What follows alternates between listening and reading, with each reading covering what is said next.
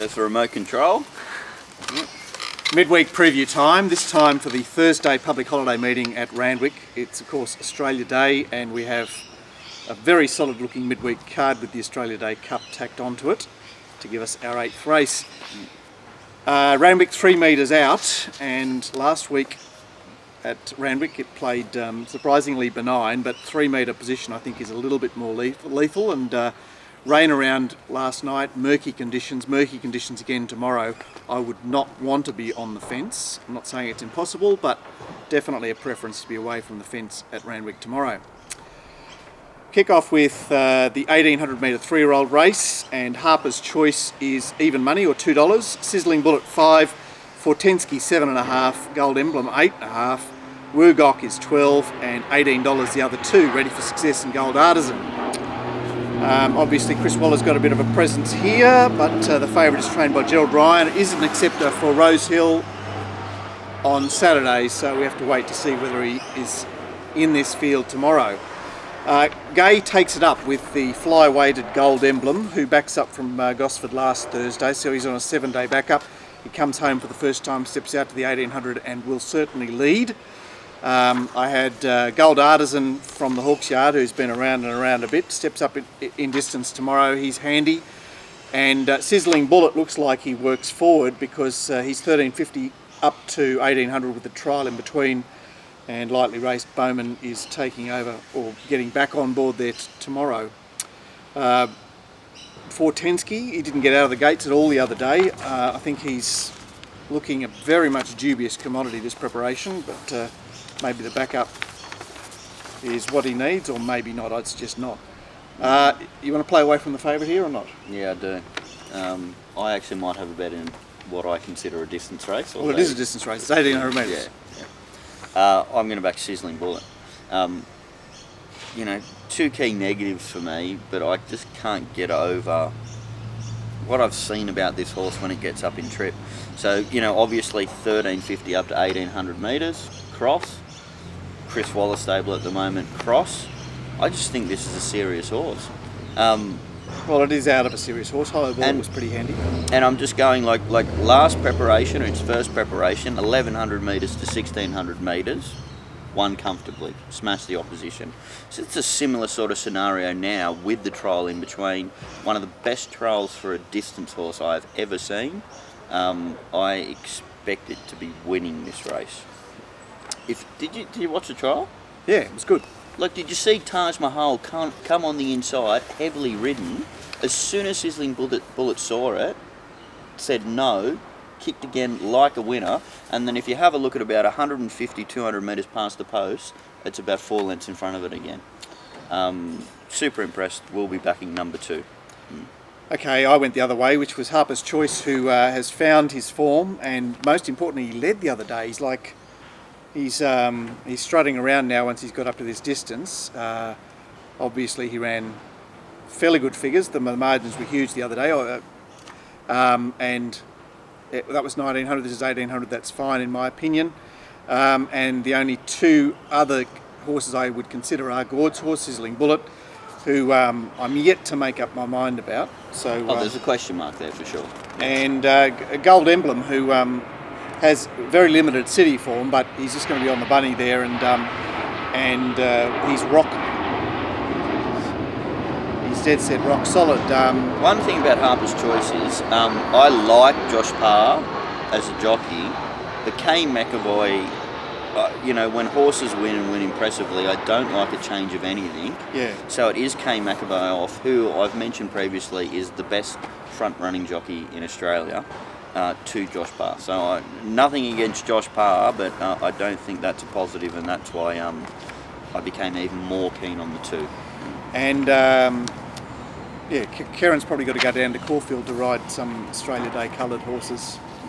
Would that be right? I guess so. Race 2 is a maiden chock full of interest, and market reads $3.20 and favourite launch code with the blinkers on. The recently gelded Drakenfels at $3.60, out to $9 Zafina, back from the Magic Millions maiden, $9.50 Shackleton, and $16 Wayanka, $17 its stablemate Aquatic, $17 the now maligned Lionhearted.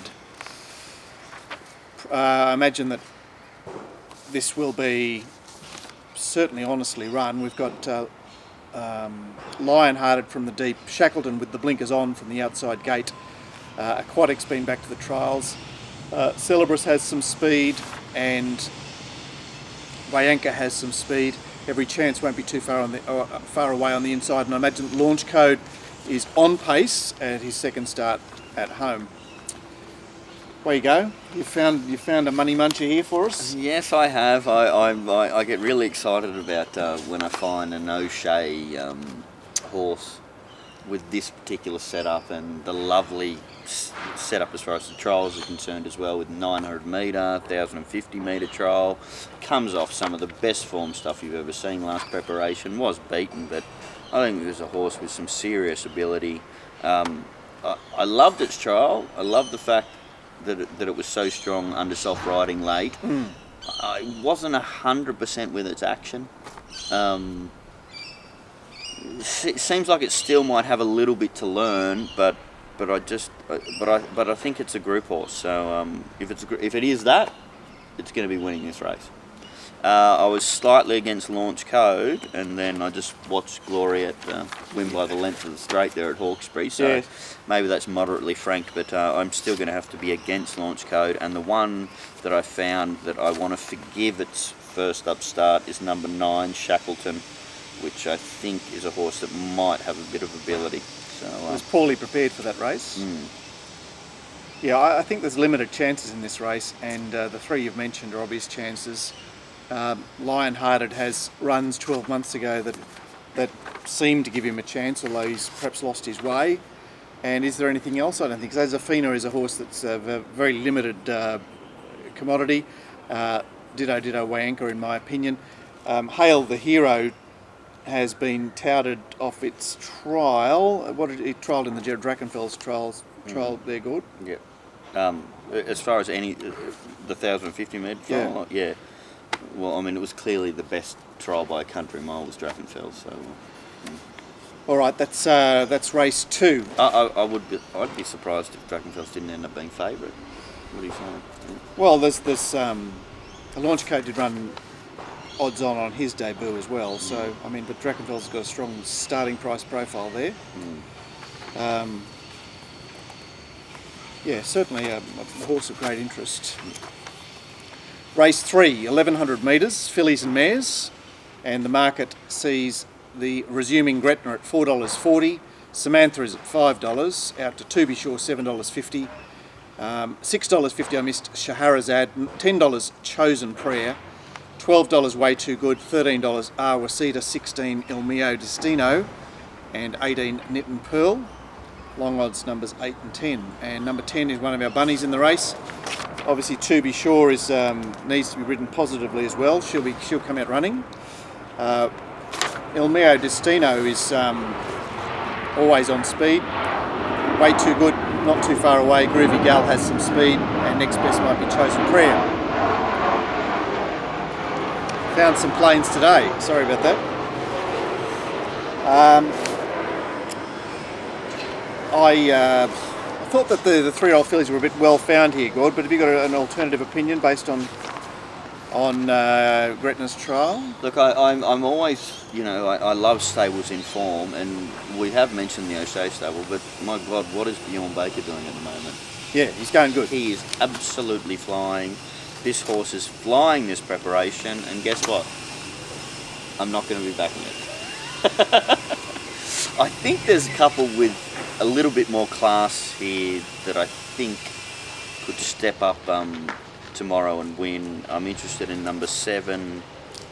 I've got to get my pronunciation right, do I? Shahrazad, yeah. And number 9, Gretna. And for all my yabbering away about the Wallace stable not being in form, I'm definitely going to have to be backing number 9, Gretna. Surprised about how well found in the market it is. Well, I suppose it did win first up last time we saw it. It's been to Melbourne subsequently, but yeah, and the trial was awesome. I mean, we know how good a trialer a GNC is. We know how good a short courser it is, and Gretna just had it covered cold. Interesting, Bowman rode it in both the trials, and I think a good sort of feed when you're looking for Waller horses, if Bowman rides them, it means they think that these horses have serious ability. The only reason he's not booked today is because he's had too much Christmas pudding and he can't get 55 anymore. So that's why Abdullah's got the ride. So yeah, 9 Gretna. I'm assuming 11 missed opportunities. Have been scratched yet? It's scratched, yeah. Okay, so it's running in the other race. Beauty. So the two I'm interested in, and Shahrazad only had the 735 metre trial, so it wasn't ready first up. That was over 1200 metres. Back to the 1100 metres here. I thought it was very strong late. Horse that might have a little bit of ability, but is more exposed. So they're the two I'm interested in, but you know, if I see those damn blue with vertical striped colours knock me off, I won't be surprised either. Yeah, I wasn't particularly enamoured of it, to be sure, but she's up and running. Shahrazad, obvious contender, back from 1200, was just was stuck in my craw. 26 days. Yeah, well, I just prefer horses going up in distance or whatever. You know, back in distance is just always a little bit icky for mine. Gretna and Samantha showed a turn of foot there at her first up run, first up second prep, and I think she's got something. But she's also very well found. Well, it's very interesting because that's a common form race with a few chances, isn't it? The launch code race. So, yeah. Is there anything else? Look, I suspect not. I think Chosen Prayer won a pretty empty race, a pretty empty highway race, and she's just on the level. And way too good has been way too disappointing for mine. Perhaps Knit and Pearl could improve with a Randwick recommendation there, and never, ever, ever, ever Awasita. Race 4 is another distance race, Gord. You'll be pleased to get 3 distance races on the program. I think I've talked as much about a distance race as I possibly can. So I've covered that bracket at the moment. I'll leave this to you. I might ask a few questions, Mark. Okay. Obsidian is our favourite. No, sorry, Tarsin is our favourite at $4. Obsidian is $4.60. $10 $10 Big Albert, $10 Maven Wiz, $11 Kaseki Dane, $12 Red Dubawi, $15 is Lord Dier, $18 Kashan, and I missed $8 Token of Love down the bottom there. She's one of the leaders. In fact, it looks a pressure race and it's at a tricky start, so they'll have to be on their bike. Token of Love on speed, Lord Dier well and truly on speed, Maven Wiz uses his gate, Tarsin is on pace, and Big Albert and Kokapoo have got decisions to make, and Kaseki Dane probably not too far away. Obsidian midfield on the fence. And I was a bit bullish here, Gord, but the market disagrees with me considerably. Obsidian seemed, I know it's Waller, but it seemed like the planets were aligned here. I know he's yet to break through in Australia, but he's had 4 runs back. He came back to Randwick with the blinkers on the other day and finished alongside Leopari, who was heavily back last weekend.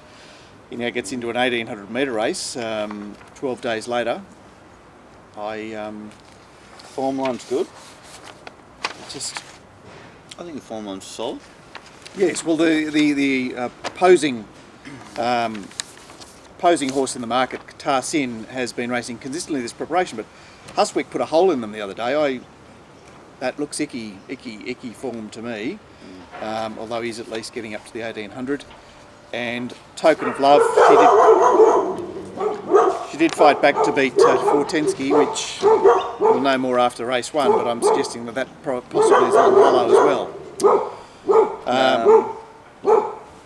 So Tarshin, I just thought that it was totally unsuited third start over 1600 metres, so at least it's up another 200 metres now.